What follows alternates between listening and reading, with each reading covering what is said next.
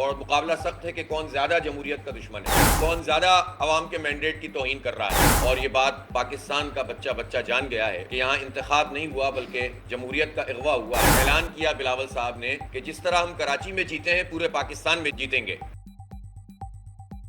بلدیاتی انتخاب 15 جنوری کو ہوئے تھے اور 15 جون کو کراچی میں میئر ڈپٹی میئر کا انتخاب ہوا تھا اور چیئرمین وائس چیئرمین ٹاؤنز کا۔ جماعت اسلامی جو کراچی کی سب سے بڑی جماعت ہے، سب سے زیادہ ووٹ لیے ہیں، سب سے زیادہ سیٹیں بھی حاصل کی تھیں، جنہیں آپ کو معلوم ہے کہ بعد میں الیکشن کمیشن کی مدد سے پیپلز پارٹی نے 14 سیٹیں ایسی ہیں جن کے نتائج تبدیل کیے اور ری کاؤنٹنگ میں جنہوں نے الیکشن کمیشن کی مدد سے اور عملے کی مدد سے نتیجہ بدل دیا۔ سارے کیسز ہمارے عدالتوں میں، ٹریبونل میں اور سپریم کورٹ میں موجود ہیں اور ایک ایک سیٹ اور ایک ایک ووٹ کا تحفظ انشاءاللہ تعالی جماعت اسلامی کرے گی۔ میئر اور ڈپٹی میئر کے الیکشن میں جو کچھ ہوا وہ پوری قوم کے سامنے ہے اور یہ بات پاکستان کا بچہ جان گیا ہے کہ یہاں انتخاب نہیں ہوا بلکہ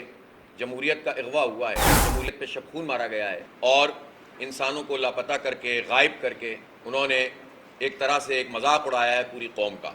اور پھر اس پر طرفہ تماشا یہ ہے کہ بعد میں اعلان کیا بلاول صاحب نے کہ جس طرح ہم کراچی میں جیتے ہیں پورے پاکستان میں جیتیں گے۔ اب تو پورے پاکستان پہ ایک لرزہ طاری ہو گیا ہے کہ اب کتنے لوگ اغوا ہوں گے، کتنے لوگ لاپتہ ہوں گے، کتنی ہارس ٹریڈنگ ہوگی اور کیا عوامی ووٹ سے پہلے بھی یہ کام ہوگا یا عوامی ووٹ کے بعد یہ کام ہوگا۔ پورا پاکستان پریشان ہے، تمام صحافی پریشان ہیں کہ یہ کیا تماشا ہے جو اس ملک میں لگا ہوا ہے اور یہ کون سا